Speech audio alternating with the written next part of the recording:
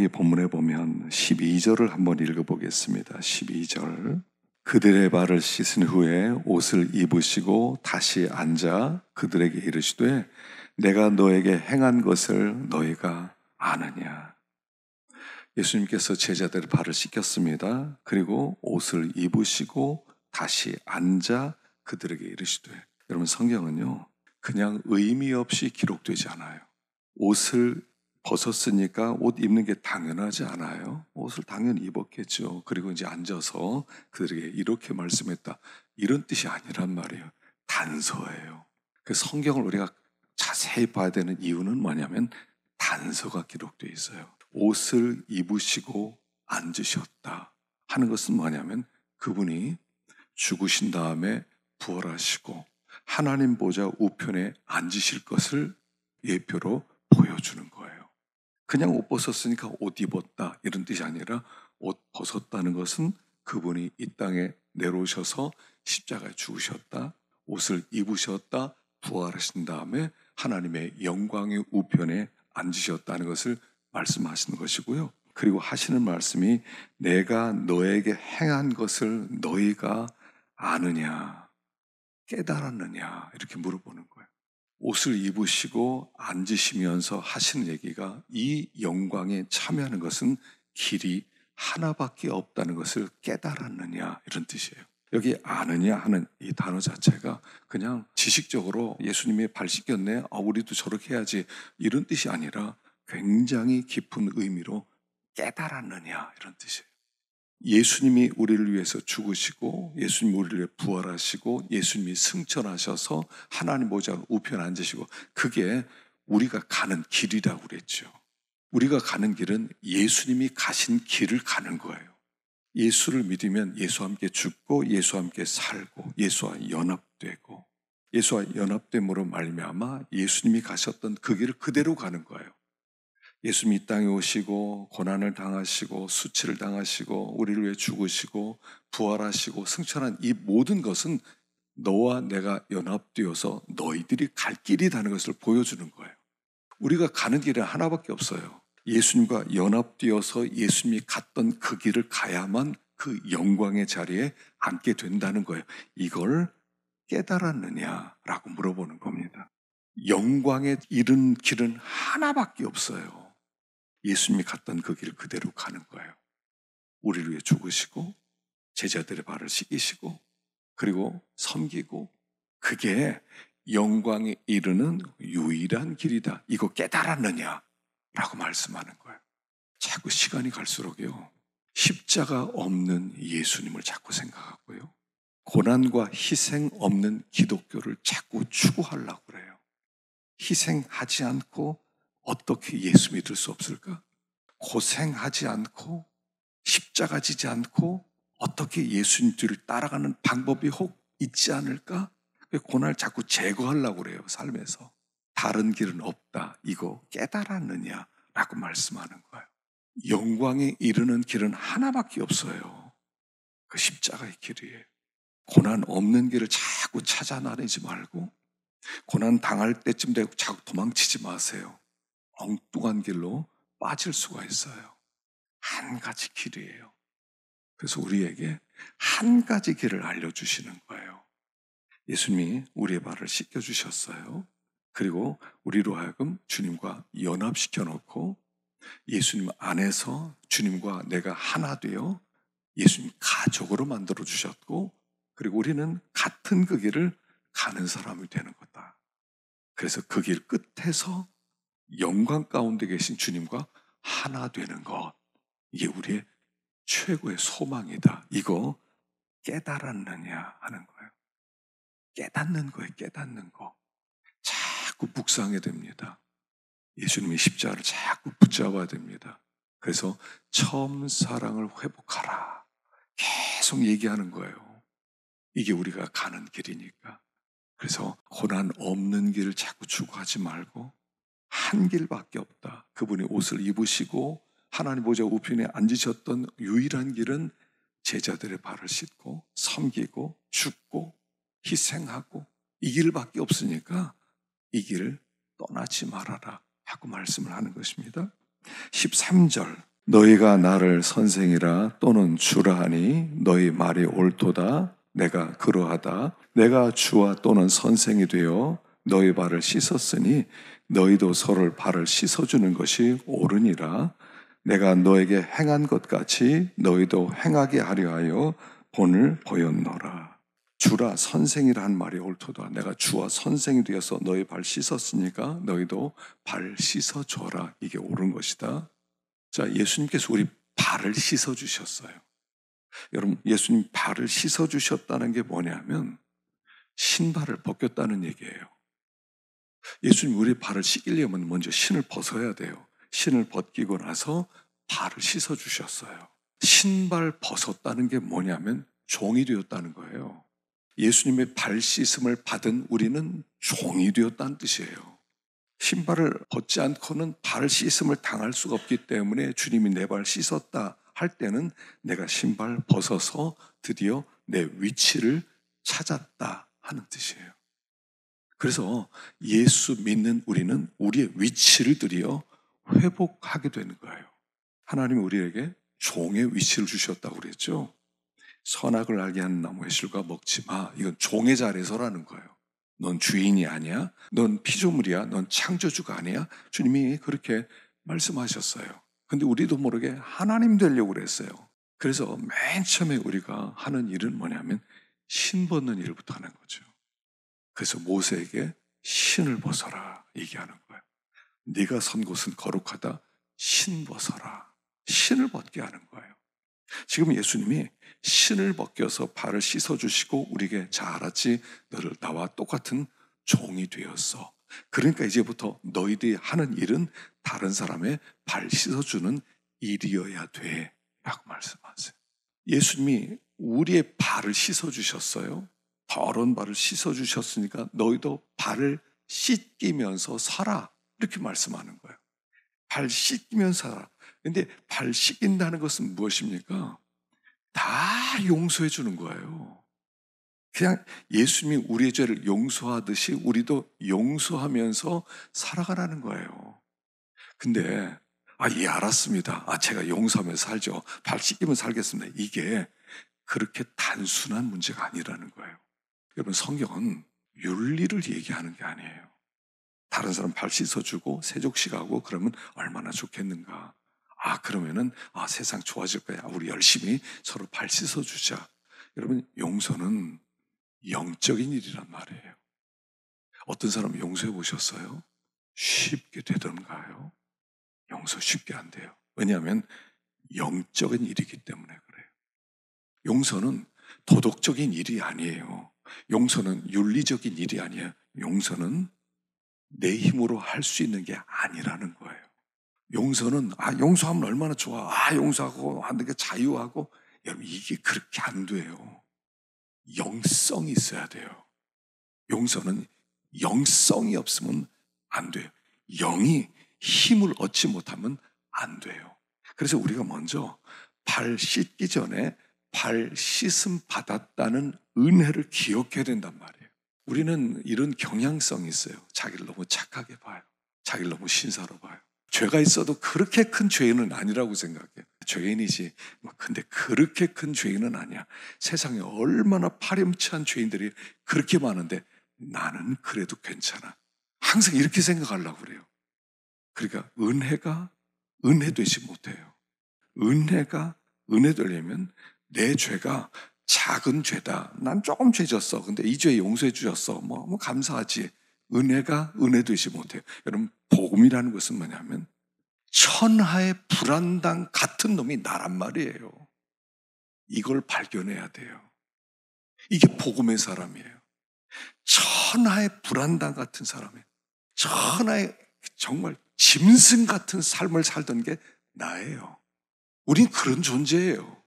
근데 이걸 드러나지 않았다고 나는 깨끗해. 그러니까 복음이 안 되는 거예요. 복음이 복음 되려면 바울이 뭐라고 했습니까? 난 죄인 중에 괴수다 이렇게 얘기했죠. 여러분 그 말을요. 원어대로 들어가 보면 나는 두목인데 난 모든 이 이런 악한 자의 두목과 같다. 온 땅의 모든 죄인들을 다 모아놨는데 그것을 내가 주도하는 주 두목이다. 이런 뜻이에요. 신사적으로 죄인 중에 괴수입니다. 이런 게 아니에요. 천하의 불안당 같은 놈이라면. 천하의 불안당 같은 놈. 정말 짐승 같은 삶을 살았던 게 나다. 이런 고백이에요. 그 은혜가 있어야 다른 사람을 용서하는 힘이 나온다는 얘기예요. 예수님이 내 발을 씻겼다. 발을 씻겼다. 세상에 내 발을 씻겼다. 내 죄를 용서하셨다니. 와, 말도 안 돼. 우리가 아무도 모르는 내 정치에 대해서 하나님 앞에 그걸 쏟아놓고 그걸 주님께서 용서해 주셨다는 이 은혜 안에 있을 때만 비로소 다른 사람의 발을 씻을 수 있는 힘이 나온다는 얘기예요. 용서는 영적인, 다른 사람 발을 씻겨주는 거는요, 영적인 일이에요. 그냥 씻어주지, 이렇게 그냥 발 정도 씻겨주는 게 아니에요. 그를 죄가 하나도 없다고 여겨주는 거예요. 아니, 그 못된 사람이, 그 악한 사람을 죄가 하나도 없다고 여겨주는 게 발 씻겨주는 일이란 말이에요. 쉽게 가능하세요? 쉽게 가능하지가 않거든요. 근데 주님이 먼저 그런 나를 받아주셨다. 주님이 나를 받아주셨어요. 천하의 난봉꾼이에요. 난봉꾼. 천하의 불안당이에요. 무례한이에요. 정말 무례한이에요. 짐승 같은 자예요. 그런 나를 그냥 아무런 조건 없이 받아주신 게 발을 씻겨주신 사건이에요. 이거 깨달아야 다른 사람 발 씻기지요. 발 못 씻깁니다. 절대로 발 못 씻깁니다. 그래서 우리들에게 얘기하는 게 성전 안으로 들어오라는 거예요. 주님과 하나 돼야 돼요. 자꾸 하나 돼야 돼요. 주님과 하나 되어서 하나님의 가족, 예수 그리스도의 가족으로 우리가 어떤 사람을 발을 씻어줄 때 비로소 가족이 되는 거예요. 그 사람의 죄가 하나도 없다고 여겨줘야 가족이 되는 거예요. 가족은 덮어주는 게 가족이에요. 용서는 가족이에요. 이게 안 되는 사람은요, 더 깊이 기도하세요. 내가 받은 은혜, 이게 어떤 것인가 자꾸 묵상하셔야 돼요. 나 같은 죄인, 나 같은 죄인.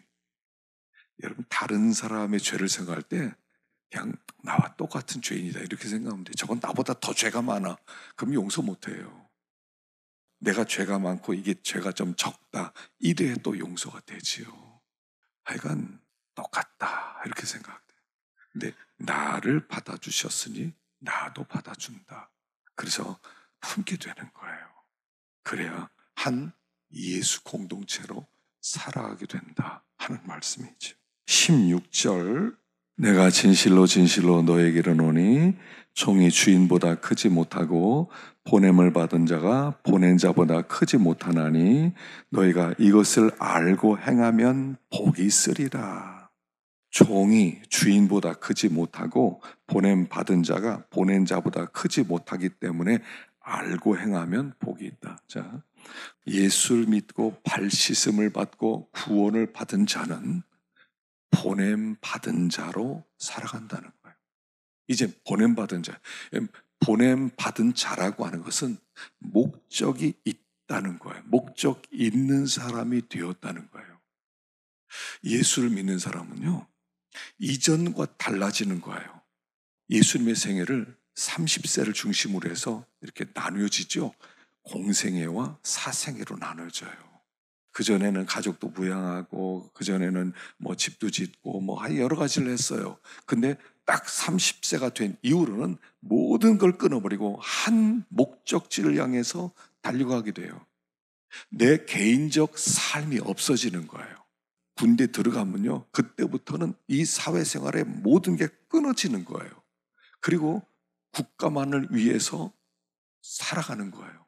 아침부터 일어나서부터 밤에 잠잘 때까지 24시간 모든 시간이 군인이에요. 공인이에요. 공인.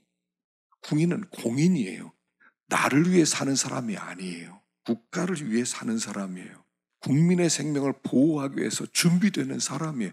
공생애예요. 그게 보냄받은 자예요. 그게 믿는 사람이에요. 여러분, 목적이 생겨야 돼요. 목적이에요. 그냥 목적 없이 그냥 이렇게 나를 어떻게 하면 기쁘게 할까, 어떻게 하면 편하게 살까, 어떻게 하면 행복하게 살까, 어떻게 하면 성공, 이런 목적이 아니에요. 한 가지 목적만 생겨요. 어떻게 하면 하나님을 기쁘시게 하고 어떻게 하면 하나님을 드러낼까. 이게 예수님이 갔던 길이에요. 요한복음 17장에 보면 이런 말씀이 있어요. 아버지, 내가 내 제자들을 세상으로 보냈다. 20장에는 이렇게 써요. 아버지가 나를 보낸 것 같이 나도 너희를 세상에 보내노라. 이렇게 말씀하세요. 아버지가 나를 보낸 것 같이 나도 너희를 보냈다. 보냈다. 그래서 사도라고 하는 뜻이 뭐냐면, 사도라는 뜻은 보냄받은 자가 되었다. 먼머로부터 보냄받은 자 되었다. 이런 뜻이에요.